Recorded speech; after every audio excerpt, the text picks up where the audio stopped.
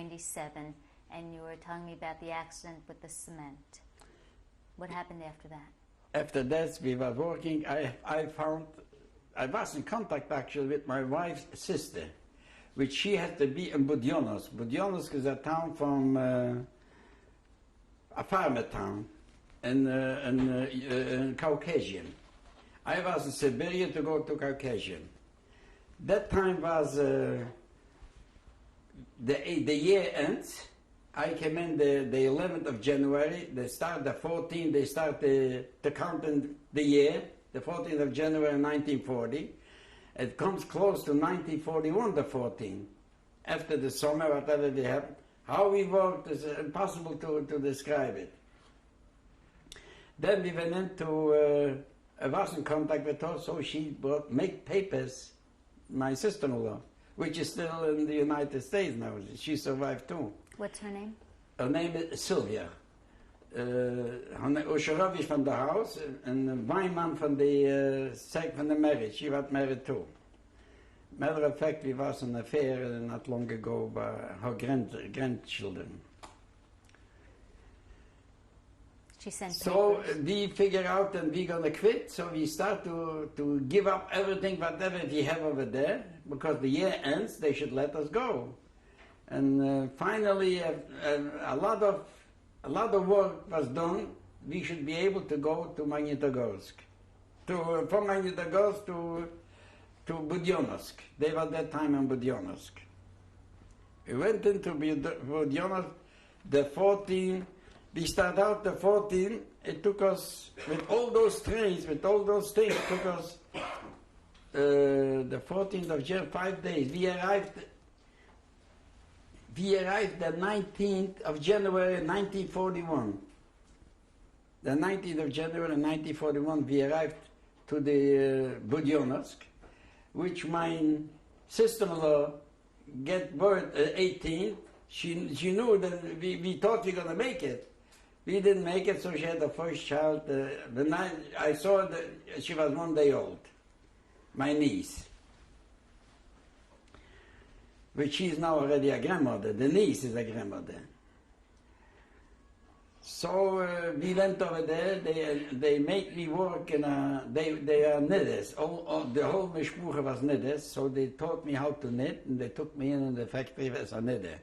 So I learned the trade, and I was knitting there until the war broke out against the Russian. German was against the Russian. It was in 41 and 42. 42 in June or July the 21st. That time was, we thought that the Russia is so strong, they're going to kill Hitler right away. But it was the opposite way. They come into the town and we have to evacuate. So again the same thing. We start looking for the evacuation each day. Whatever we pass with it would be to write a whole book, if I would remember everything. I just give you condensed. We walk out, no transportation, no nothing. It was a little town. The idea to go, we made the brother from my brother-in-law had connections with the city, so they give passports. Not passport actually, but papers. We should go in a town which is next to Iran, to Persia. How are we going to get there? No transportation, no trains, no nothing. Everything is burned out, is bombarded. So people was going from all the towns. So I walked out and saw two women. They were teachers from another town. They were going already 50 kilometers. The horses don't want to go. They don't know how to handle them. So they two women with a boy. It's a whole wagon, two people, and they have something in it. I said, let me take my wife, and my wife was that time pregnant. It happened 42, right? She was pregnant that time with my daughter. So we had a good year, and in Budyonovsk we were living. I was working, and whatever we needed, not we got it as people that we have here, but if we had bread, it was already rich people considered. So now we have to go away. The German going to come in soon. So one brother-in-law from my sister-in-law left over there, which he got killed. A doctor left over there, a Jewish doctor, and another people. When we came back in 1943 or 44 was that time. So the people from over there in the town tell me what happened to them. They moved them out under the guns, under the city, and they made them dig holes, and they killed them, and they shot them, and they buried them that time. All of them. It was about 20 people left over there in this town, and the Budyonos. This is something else, but how we went out from over there. So I persuaded the woman, she should give me the horses, I should be the leader, and the horses going to go differently. So I showed them, I took up the horses and started pulling them, and they was alive. I said, now we have to feed them, so let's go pass by. And here comes in the mishpucha, my sister-in-law with her husband, with one child, and then comes in another single man. We have to go. I said, first of all, let's go over the bridge. But I heard it, and the bridge is the boys think what happened. They threw a bomb and we are stuck. So we have to pass. As soon as we went into the field and brought over some the corn, the raw corn, the feeder for the horses, and then some water for the horses that they ate. And we go up 6 kilometers to a town. The director from the factory that I was working stays over there. He was a Russian officer. He said, Misha, they called me that time, Misha, go away from here. I had a telephone call, then the Germans start bombarding the bridges. There's another bridge over there. Go past the bridge, then you're going to be free. You're going to be able to move on. It was terrible. So we were rushing by, not only me, other people, whenever.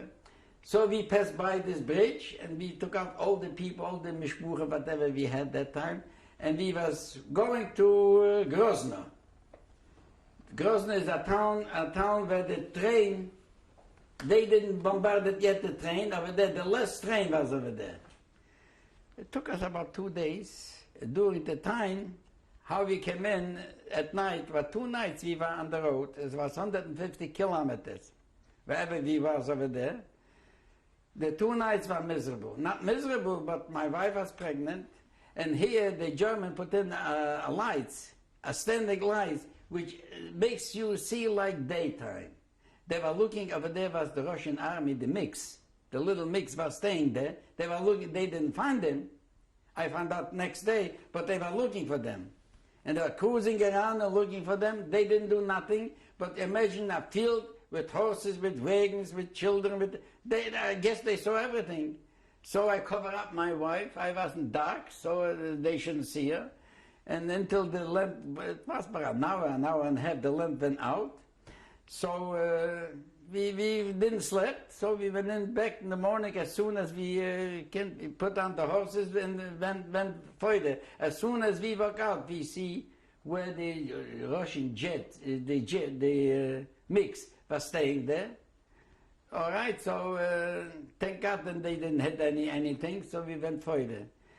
We went about 40 kilometers, no water, no nothing. And my niece, my wife's sister, was that time with a baby for Majer. She was born in 41 in January the 18th. That time was a year and a half, she was 42. So she was thirsty, and here goes by, it was impossible to drink anything. So finally we found a place where they put in water. I don't know where they got that water. The horses and the cows was feeding in this water. We were dirty, we couldn't see each other, except the white from the eyes, you couldn't see nothing. The whole face was one dust. And my wife couldn't ride on so she has to walk. She walked behind the horses, so we stopped over to feed the horses. So my wife went further. Until we caught the run, until we went to Grozno. We came to Grozno, they took away the horses, and they didn't let us in on the train. So we were standing, and finally we got up, and we went in, and the open platforms. And as soon as they moved away, they took away the rails. The Russians put away the rails. And this train was the last one to go. So they were taking away there, and we sit down on those rails. We're sitting and riding, how many days? I wouldn't remember how many days we were riding. And what kind of ride we had, and what kind of food we got, and what we took along. It was impossible to survive. And we did. It was 10 people of us. And we came on to the border for Iran. It was Kafan, they call it Kafan. So we settled over there. We was thinking, going to Iran or not going. A lot of people said they go to Iran. The train was going to Iran. We wouldn't get off the train to go to Iran. And nobody came back from Iran, tell us what it is. And we knew the Russian. The Russian are poisonous nothing that time. So nobody comes back. Maybe all of them got killed. So we're going to wait. What is waiting? Go 40 kilometers away from the border was a town which called Kafan. So we settled there. What we did there is also impossible. We caught malaria over there. I caught it, my wife caught it, my daughter caught it. That time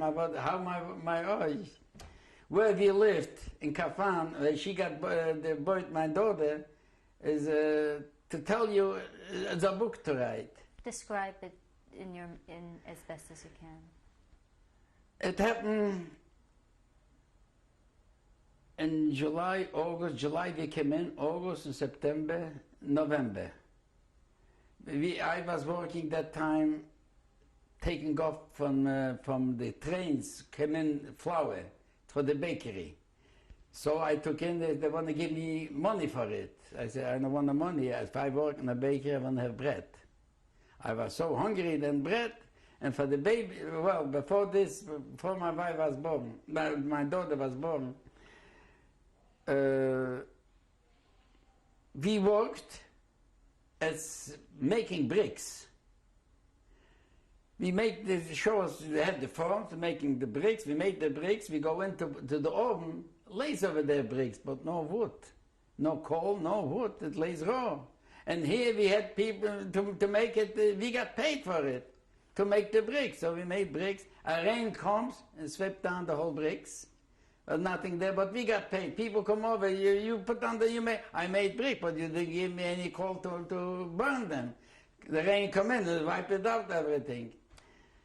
So we was burning that time, they brought over from the farmers tobacco, leaves and tobacco. It was a factory from over there, so the branches from the leaves, it was also, they call Majorca. They make it from the branches from the leaves. So it was so much. It was a factory from the tobacco, so the branches they sent over to us. We should make Majorca and send them and sell the Majorca for the companies. So we was burning the Majorca to survive. We have a little oven. We lived that time two and four, 6 people in a place. I think it was 6 by 6 or 6 by 8. That's the biggest one. It was 2 bridges, and I was with my wife on one side, and the other family was with a child and a boy, which is now in Canada. If he lives now, I'm not in contact with him. But he was laying on the floor. That was this life. And 2 o'clock in the morning, my wife says, you know what? It was in October. I think I am ready to go. I said, where are you going to go? Wait until the morning. So you tell me wait until the morning? Yeah, I have to laugh because now I realize what it was. No transportation. It was 3 kilometers to the hospital. So he said, I got dressed, whatever I got, put on the pair of pants, and we walked out. We start walking, start raining. Over there was also a place where they brought over the all kind, like a storage room. They had dogs around. We passed by, and the dog, oh. My wife said, I don't care, we have to go. We made it. We came into the hospital about 7 o'clock in the morning, from 2 to 7 o'clock in the morning. 7:30, my wife, they called me, they let me in, they stay wait, so they called me, I was that time by my sister-in-law. Right, not calling, but you stay here, so You know, and everything was all right. Next day, they sent over a poison to me. I should come right away to the hospital. What's the matter? My wife took right after the birth. She took out and walked out. And she was, that time was impossible to describe. Her mind was completely out. She fell down and of course she couldn't go. So they called me up, they wouldn't let sleep alone. I should sleep with her to hold her on. She wouldn't sleep for 3 days. 3 days and 3 nights, she always was talking about undescribable thing. They brought over the baby to feed her. She pushed away. She didn't know this, she's a baby. This is my daughter, my older daughter. Her name? Her name is Edith. They called her Ida over there at that time. So after 3 days, she fell asleep. If the doctor says she's going to fall asleep, she's going to be all right. So she fell asleep. And after, I think, 2 or 3 weeks, we brought her home. I was glad that I am there because they give her food to eat and she couldn't eat it. So I was there feeding there. So to me, it was like in a hotel. Whatever they give me, it was, she couldn't eat it, a gift for me, so I ate it 2 portions. So we went home. About 2 weeks later, I still was working, bringing, and my wife was feeding the baby. Whatever I could steal, what might steal, they brought that time from it wasn't 42, was already 43. It was a hunger, completely a hunger. Nobody, we walked out to what the farmer left from the cabbage, the stems. We were going out, grabbing those stems and cooking them and eating them. That was our food. This wasn't 43. And for the baby, I was working, so I was looking, they should bring in more flowers, I should go in. So in the pocket, I put in some flowers. And I brought home from the pocket. When they catch me, they could kill me, the Russian, but still I got some, and my wife made some food for the baby, for my daughter. Then we caught malaria. Malaria is a sickness which every 3 hours, then every 3 days, you get temperature which is impossible to describe. And centigrade was 42 and 44. It was the last stage already. So we survived. A lot of people, strong people, they passed away, which I knew. I knew them, was also working with me to unload the trains. Doesn't matter what, they passed away. From Lodz, from Krakow, people which I got to know also did the same thing that I did. So I survived. My wife got malaria. My brother-in-law got the malaria. He got the yellow, how called this? The whole face was yellow, and the eye was yellow. So took him to the hospital. He was also glad. He was over there 2 weeks until it healed, it went out. And then my daughter got sick. She was a chubby baby, and he was sick, malaria. What can do? The doctor come over and says, nothing what to do. So my wife throws to me the baby, and I throw back the baby. And then the doctor says, the last thing what I can do, I can give a needle from not penicillin that time, but forgot the name of it. Well, whatever it is, they give her a needle, and they didn't care if it's rusted or not rusted, the needle, and she got an infection. The infection took us, whatever we did, just from the infection, took us about 2 years to heal.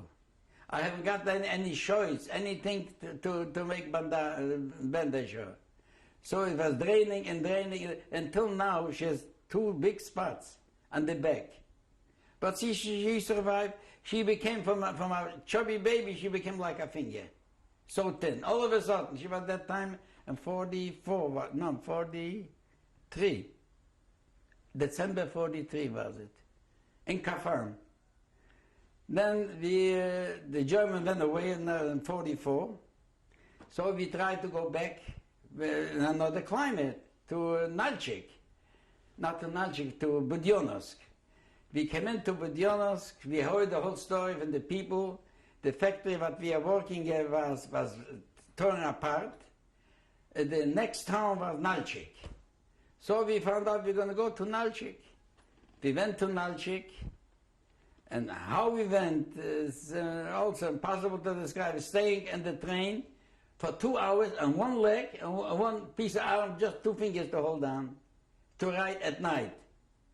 So we made it over there. We came to Nalchik.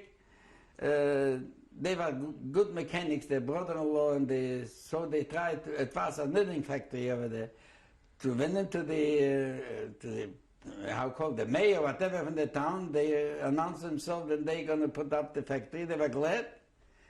So finally they did put up a factory over there from hosiery and sweaters.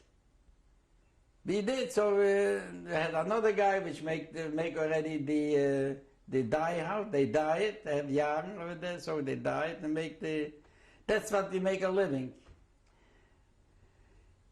From over there was another story. Nalchik, I was working that time, and they took me in a slaughterhouse. I should be with the cows. So I was with my daughter was that time 1.5 years, close to 2 years, in the slaughterhouse to work. In case not, I'm gonna go to the army. They're gonna send me to the army, which you saw the picture that I took the last one. So I said I'd rather stay and work here by the slaughterhouse, because I worked the slaughterhouse. All the slaughter went for the army, except the TV what's going on. This is another story, but goes for the army. So I was working there until I was bringing home some meat. Impossible to describe. I was wearing gloves. In the gloves I put on pieces of meat. And that they caught me in.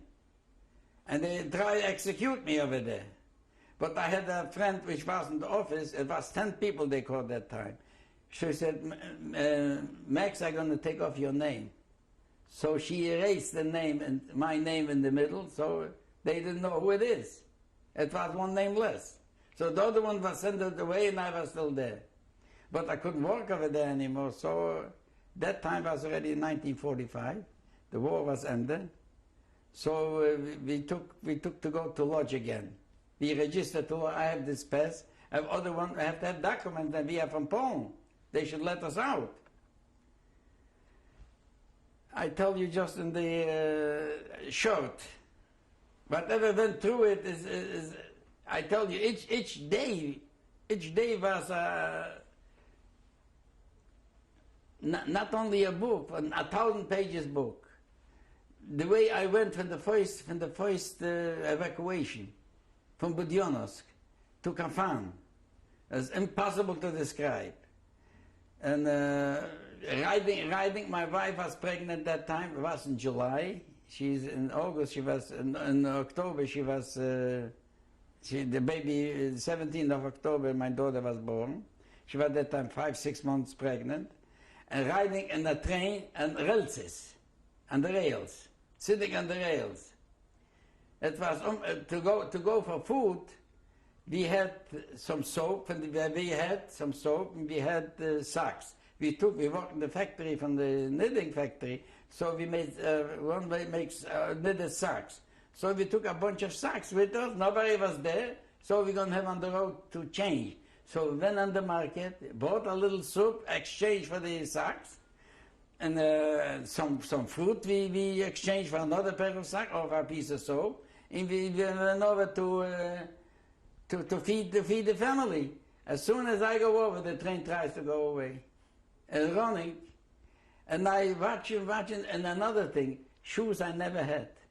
The sole what I had was turned out. I put them with a pair of with a wire. The sole shouldn't fall off. And here I have to run after the train and holding in the hand a can of soup for my wife if she's pregnant. The last car, I was so Then if I'm going to go in the middle, I'm going to fall under the rail. The last one, I've got no other choice but grab, so I put on the can on the car and grab the rails and went into the train. The train went away with me. So that way I went in, and I went in for each car to find out where I put in this stuff. I have a watermelon, I had bought that time a can with soup, everything left in. While the train was going, people were sitting over there, I give them. So I have empty-handed, so I put on, and then I collected everything and brought over. That was our meals. And sleeping, we were sleeping on the trains, on the open platforms. But just to describe the horror and the idea, just if we survived day by day, it was a miracle. And we did it. I wouldn't say that the Russian had better, but the Russian wasn't the place. They had their home, they had whatever they did, but they had a little land. Also, they're telling you about the land in Budyonovsk. Every worker can have let's say 20 square foot, 10 square foot of land. So I took the 20 square foot of land to work on, and I put on some potatoes. I went out, I got a pail of potatoes. How I got them, I don't know, and tried to put them under the potatoes. When I went away they sent me away that time when I was working not Nalchik, but Nalchik, in slaughterhouse. They sent me away to bring me and another 4 people 200 tons of meat. It was a place where all the farmers brought over what they supposed to deliver to the government. A place over there, they said I should bring over 200 tons of meat. It means 200 cows. Instead of the 200 cows, we wait over there 4 weeks until the 200 cows came in. The army came in and took them away and cars and unloaded them. So we have to wait for sheep. Sheep, you have to have 2,000 to have the amount of them. So we waited. How we feed ourselves over there, also a miracle. 4 weeks was that time there. So whatever, in the morning we went out, we were milking the sheep. Not the cows, but the sheep. It was sheep already. The cows is gone. We waiting to be 2,000 sheep. We took the 2,000 sheep, went out. It was 200 kilometers. From Grozno, where the oil factory, the oil comes out over there, and to Nalchik. Nalchik was the factory from the meat. It was 200 kilometers. To take the sheep, they don't go more than 12 kilometers a day. And we have to go 200 kilometers. Imagine how many days. I couldn't make it. In the middle, I stopped it. Not I stopped it, I saw a train goes out, I said, that's it. We called up the office, they sent over another 4 people. So we was already 8. I said, 8, I gonna go. At night, he was watching the sheep. Wolves come over and steal from those 3 sheep. In the morning, you have to look for them. We're coming to the end of the second tape now. Okay.